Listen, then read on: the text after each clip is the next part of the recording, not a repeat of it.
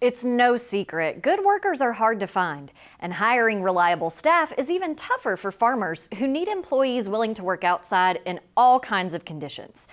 When repeated efforts to employ local American workers fail, there is a potential solution, and it's the Federal Agricultural Guest Worker Program, also known as H2A. Staff at Hunter Trees cares for 100,000 trees daily. Trees that we sell almost have to be perfectly straight, symmetrical. It would be kind of a monotonous task, you know, staking 1,000 trees, pruning 1,000 trees.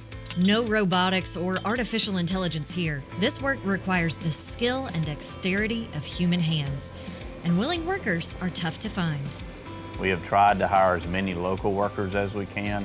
We've probably hired 12 local workers within a 10-month period, and not a single one of them lasted more than a few weeks.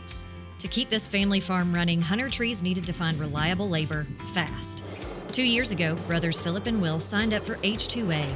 Now they employ 16 H2A workers, including Hector, a machinery operator from Mexico. Aquí se respetan mucho los turnos de trabajo. La remuneración también es muy diferente, mucho mejor y más proactivo y más activo aquí en Hunter Trees que en México. Last year was a good experience. This year, he's working alongside a family member. En México, pues sí, hay mucha escasez de trabajo y el poco trabajo que hay, pues es muy mal remunerado. Entonces, se me abrió la oportunidad de poder traer a mi papá, recomendar a mi padre y él decidió venir aquí. Federal regulations for H2A are significant, as is the yearly paperwork.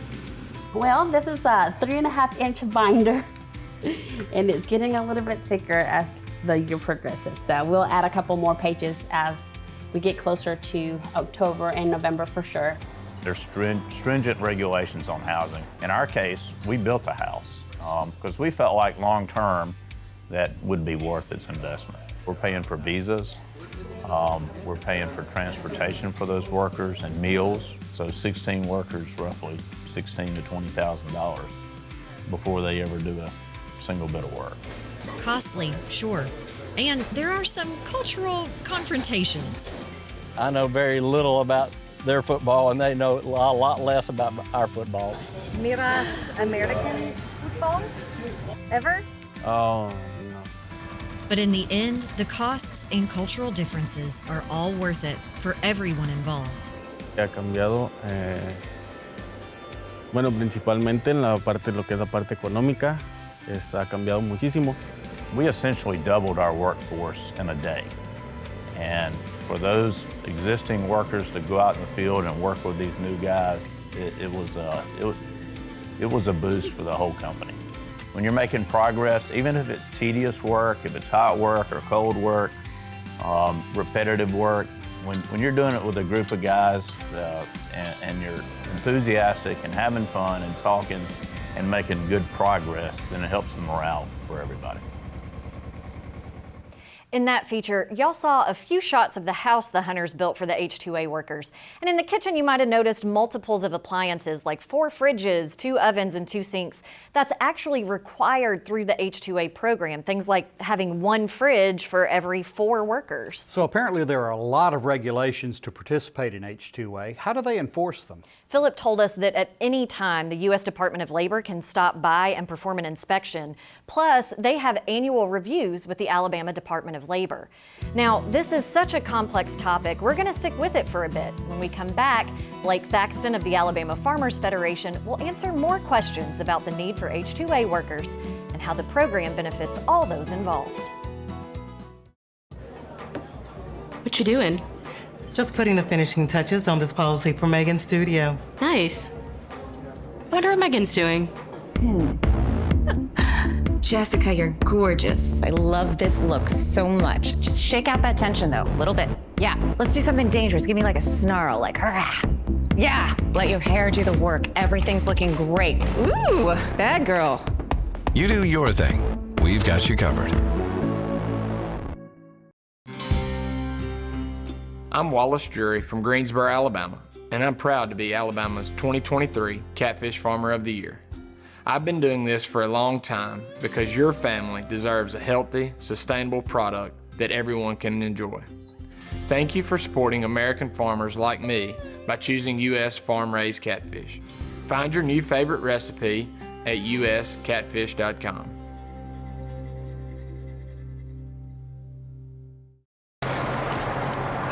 Not littering is not hard. If you've accumulated trash in your vehicle, don't throw it out the window. Throw it in a can at the gas pump. Throw it in a can at a storefront. Throw it in a can at work. Or throw it in the can at home. Just don't drop it on Alabama.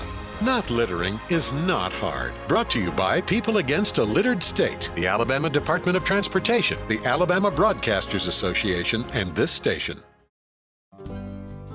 Soybean is a very versatile product. We make crayons out of it.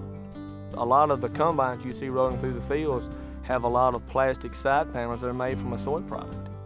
The soybeans that we grow on our farm mostly goes into chicken feed. Soybean production in Alabama employs over 10,000 people. We grow some of the best soybeans in the world. We go the extra mile to make sure when our name is stamped on it, we know it's the best product we can produce. Tim, what's it like being a professional fisherman? Oh, it's awesome, man. You get all kind of perks, you know, like that check y'all see, that big check I get every year, you know. Why are you whispering? I ain't gonna tell nobody, I promise, man. Tim, it's between us. I want you to tell everybody you know. You mean like everybody gets a check? Yeah, but I mean, it's based on how much you borrow with us. So it ain't just to me? No, it ain't just you. Come on, man. Everybody that's got a loan with Alabama Farm Credit gets a check. Hey y'all, I'm Kim Earwood with Alabama Ag in the Classroom. We'll give you something to crow about in this rural dictionary all about poultry. Most chickens are raised in a system where a company or integrator owns the birds and contracts with a farmer to raise them to a certain size. The grow-out period is the number of days the birds are on the farm. Downtime or out time is the period of time between when the grown chickens leave the farm and a new flock of baby chicks arrives. To keep learning about agriculture, strut your stuff and head on over to alabamaaitc.org. This rural dictionary is brought to you by Alabama Ag in the Classroom. See you next time.